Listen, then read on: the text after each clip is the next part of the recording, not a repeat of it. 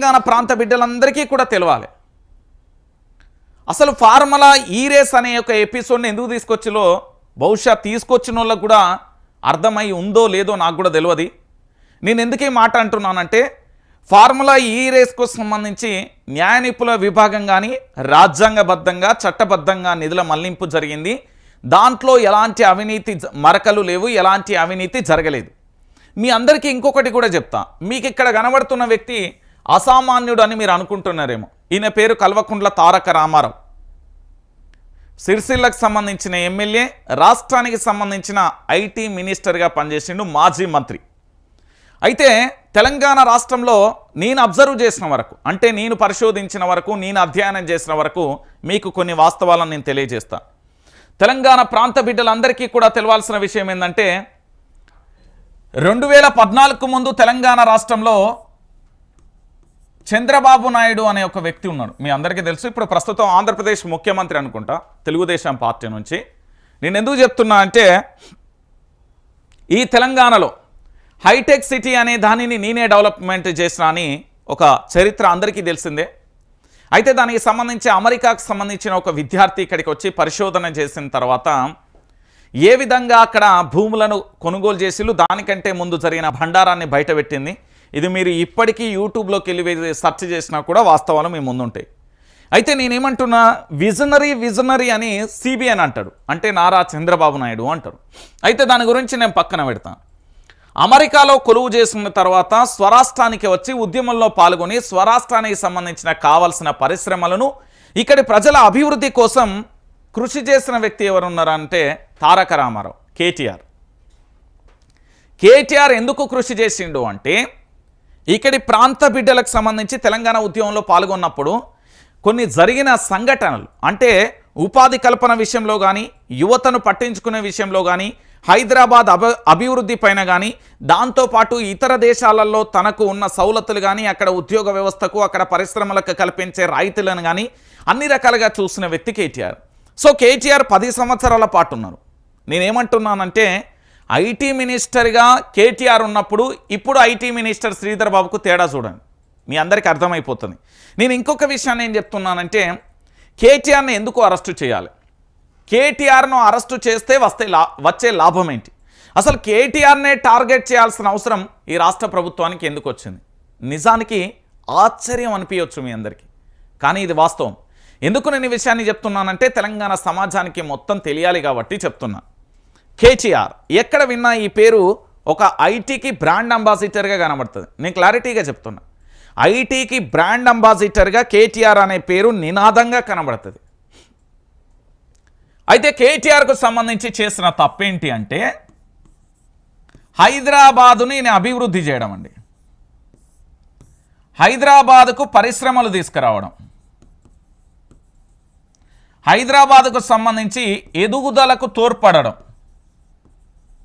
హైదరాబాద్కు సంబంధించి పూర్తి స్థాయిలో కూడా నత్తనడకన నడిచిన హైదరాబాద్ను జెడ్ స్పీడ్ వేగంతో హైదరాబాద్ అభివృద్ధి చేయడం, హైదరాబాద్కు సంబంధించి పూర్తి స్థాయిలో తెలంగాణ రాష్ట్రంలో కాదు యావత్ భారతదేశంలో హైదరాబాదును చూస్తే సేఫ్టీ సిటీగా, హైదరాబాద్లో మౌలిక వసతుల విషయంలోనైతేనేం, హైదరాబాద్కు సంబంధించి అభివృద్ధి విషయంలోనైతేనేం, హైదరాబాద్కు కంపెనీలు క్యూ కట్టడం విషయంలోనైతే, హైదరాబాద్లో పెట్టుబడులు పెట్టాలనుకోవడం విషయంలోనేం పూర్తి స్థాయిలో కూడా ఒక రెడ్ కార్పెట్ పరిచేసి పూర్తి స్థాయిలో ప్రపంచవ్యాప్తంగా ఉన్న చాలామందిని కూడా ఇక్కడికి స్వాగతం పలికిచ్చిండు కేటీఆర్. సో ఈ కేటీఆర్ను అరెస్టు చేయాలనే కుట్ర జరుగుతున్నది. సరే, కేటీఆర్ని ఎందుకు అరెస్టు చేయాలనుకుంటున్నారంటే వ్యక్తిగత రాజకీయం ఇది. రివెంజ్ పాలిటిక్స్ అంటారా, పగ అంటారా, మీరేమంటారో నాకు తెలియదు, కానీ దీనికి ఏదన్నా పేరు పెట్టుకొని తెలంగాణ సమాజానికే వదిలేస్తున్నా. మీకు 2 అంశాలు చెప్తా, దీని తర్వాత మీరే ఫైనలైజ్ చేసుకోరు. ఒకటి, ఓటుకు నోటు కేసు. మీ అందరికీ తెలుసు కదా, ఇది ప్రస్తుత ముఖ్యమంత్రి, దాంతోపాటు కాంగ్రెస్ పార్టీ అధ్యక్షుడు, మాజీ అధ్యక్షుడు, తెలుగుదేశం పార్టీ వలసదారుడు, అంతకుముందు బీఆర్ఎస్ పార్టీ నుంచి వలసదారుడు, ప్రస్తుత ముఖ్యమంత్రి యనుమల రేవంత్ రెడ్డి గారు, ప్రస్తుత ఈ రాష్ట్ర ముఖ్యమంత్రి, ఓటుకు నోటు కేసులో కెమెరాల ముంగట అడ్డంగా దొరికి అరెస్ట్ అయి దాదాపుగా అరెస్ట్ అయ్యి జైలుకి వెళ్ళిన సంఘటన చూసిరు. అప్పట్లోనే జరిగిన విషయం మీ అందరికీ తెలియాలి. తెలంగాణ రాష్ట్రంలో బీఆర్ఎస్ పార్టీని పూర్తి స్థాయిలో లేకుండా ఖతం చేయాలి, బీఆర్ఎస్ పార్టీని ఎట్టి పరిస్థితులలో కూడా ప్రభుత్వాన్ని పడగొట్టాలని రేవంత్ రెడ్డి ఆధ్వర్యం అందామా, ఇంకొకరి ఆధ్వర్యంలో సిబిఎన్ నారా చంద్రబాబు ఆధ్వర్యంలో తెలంగాణ రాష్ట్రం మీద కుట్రలు జరిగినాయి, కుతంత్రాలు జరిగినాయి. ఇక్కడి ప్రభుత్వాన్ని కూల్చివేయడానికి రకరకాలుగా కూడా అనేక రకాలుగా కూడా ప్రయత్నాలు జరిగినాయి. ఆ ప్రయత్నాలన్నింటినీ బెడిసికొట్టి ఈరోజు తెలంగాణ రాష్ట్రంలో 10 సంవత్సరాల పాటు నిరంతరాయంగా ఎలాంటి నిరాటంకం లేకుండా అద్భుతంగా పరిపాలన కొనసాగించిండు కేసీఆర్. సో ఈ కుట్రలలో భాగంగా ఓటుకు నోటు కేసులో అడ్డంగా బుక్ అయిండు ప్రస్తుత ముఖ్యమంత్రి, అప్పటి టీడీపీ నేత. దాంతోపాటు డ్రోన్ అనుకుంటా, బహుశా ఇంకో కేసు డ్రోన్లో అనుకుంటా, ఫామ్ హౌస్ జన్వాడ ఫామ్ హౌస్లో పూర్తి స్థాయిలో డ్రోన్ ఎగరేసినందుకు అనుకుంటా ఇంకో కేసు ఏదో నమోదైంది. బహుశా ఆ కేసుకు సంబంధించి పూర్తి స్థాయిలో మనోన్ని ఏం చేస్తారు అంటే అర్ధరాత్రి 12ంటికండి, మళ్ళీ గుర్తుపెట్టుకోవాలి, అర్ధరాత్రి 12ంటికి పూర్తి స్థాయిలో కూడా ఏది రేవంత్ రెడ్డి వాళ్ళ యొక్క నివాసానికి వెళ్ళి పోలీసులు తలుపులు బద్దలు కొట్టి అరెస్టు చేస్తారు. మీకు ఈ 2 ఉదాహరణలు ఎందుకు చెప్తున్నానంటే ఇది వ్యక్తిగత రివెంజ్, ఇందులో అవినీతి ఉండదు, ఏమి ఉండదు, ఇదంతా వ్యక్తిగత రాజకీయాలు ఇప్పుడు నడిచేది. ఇక్కడ తెలంగాణలో రాజకీయాలు నడుస్తున్నాయి అంటే తప్పది, వ్యక్తిగత అనేది యాడ్ చేసుకోర్రి. మళ్ళీ చెప్తున్నా, రాజకీయ నాయకుల గురించి బహుశా నాకు తెలిసినంత ఎవరికి తెలియకపోవచ్చు, ఎందుకంటే చీకట్లో జరిగే రాజకీయం చూసినా, వెలుగులో జరిగే రాజకీయం చూసినా, అన్ని రాజకీయాలు చూసినా కాబట్టి చెప్తున్నా. ఇది ఊసరవెల్లి కంటే డేంజర్ వెళ్ళు. రాజకీయ నాయకులు కమల్ హాసన్ యాక్టింగ్ కంటే, యాక్టర్స్ కంటే చాలా డేంజర్, విషనాగు కంటే చాలా డేంజర్ రాజకీయ నాయకులు. నేను మళ్ళీ చెప్తున్నా. సో ఇక్కడ జరిగిన ఎపిసోడ్ అంటే యాస్టీజ్గా ఈ 2 ఎపిసోడ్లలో భాగంగానే అప్పటి వ్యక్తి అంటే అప్పటి టీడీపీ నేత చంద్రబాబు నాయుడు గారి ఆధ్వర్యంలో పనిచేస్తున్న మన రేవంత్ రెడ్డి గారు ఈ రివెంజ్ని తీర్చుకోవడం కోసం ఈ రేసింగ్ అనే ఎపిసోడ్ను తెర మీదకి తీసుకొచ్చారు. నిజానికి ఇందులో అవినీతి జరగలే, ఇది వాళ్ళు విచారణ చేసుకుని ఏమన్నా చేసుకోండి. ఎందుకంటే నా దగ్గరికి వచ్చిన ఆ కాపీల లిస్టు చదివినా కాబట్టి అందులో నాకైతే ఎక్కడ అనిపించలే. మరి వీళ్ళకి ఏమైనా అనిపిస్తే నాకు సంబంధం లేదు కానీ. సో దాంట్లో ఏమున్నది అంటే ఎలాంటి అంటే రాజ్యాంగబద్ధంగా చట్టబద్ధంగా నిధులను ప్రభుత్వం ఏ విధంగా ట్రాన్స్ఫర్ చేయాలో ఆ విధంగానే చేసింది. దాంతోపాటు ఆ ఈ రేసింగ్ పెట్టడం వల్ల ప్రపంచం నుంచి అనేక దేశాల నుండి ఇక్కడ టెస్లా అనే కంపెనీ, ఇతరత్ర కొన్ని కంపెనీలు కూడా ఇక్కడికి వచ్చినాయి, పెట్టుబడులను పెట్టినాయి, 4 లక్షల ప్రైవేటు ఉద్యోగాలకు ఉపాధి కూడా కల్పించినాయి. ఇది వాస్తవమైన విషయం. సో ఇక్కడ జరిగిన విషయం ఏంటి అంటే కేటీఆర్కు సంబంధించి 2 దఫాల ఉత్కంఠమైన మానసిక ఒత్తిడిని ఎదుర్కొన్నాడు. ఎట్లా అనేది కూడా నేను చెప్తా వినండి. ఒకటి, గతంలో అంటే బహుశా 1-2 నెలల క్రితం కూడా అక్కడ ఏది ముఖ్యమంత్రిగా ఉన్న మన మాజీ ముఖ్యమంత్రి కేసీఆర్ గారి నివాసంలో నందినగర్లో ఒక అర్ధరాత్రి మొత్తం కూడా తన అనుచరులతోని ఎదురు చూస్తున్న సంఘటన చూసాం. నిన్నటి రోజున తెలంగాణ భవన్కు సంబంధించి భారీగా బీఆర్ఎస్ కార్యకర్తలు చేరిన సంఘటన కూడా చూసాం. అంటే పూర్తి స్థాయిలో ఇక్కడ జరిగే ఎపిసోడ్ ఏంటి అంటే తనకు పూర్తి స్థాయిలో కూడా అంటే ఉన్న సమాచారం మేరకు అరెస్టు చేస్తారనే ఒక సమాచారం రావడంతో మద్దతుగా సంఘీభావంగా అక్రమ అరెస్టులను నిరసిస్తూ బీఆర్ఎస్ పార్టీకి సంబంధించిన నేతలందరూ తెలంగాణ భవన్కు చేరుకున్నారు. గతంలో నందినగర్ కూడా వెళ్ళిన పరిస్థితి కనబడుతుంది. సో ఈ ఎపిసోడ్లు అన్నీ ఎందుకు వస్తున్నాయంటే అక్రమ కేసులో ఇరికియాలి, జైల్లో పెట్టాలి. మరి జైల్లో పెడితే నెక్స్ట్ సీఎం ఎవరు అంటే మరి కేటీఆరే అవుతాడు. మళ్ళీ మీరు ఆలోచించాలి.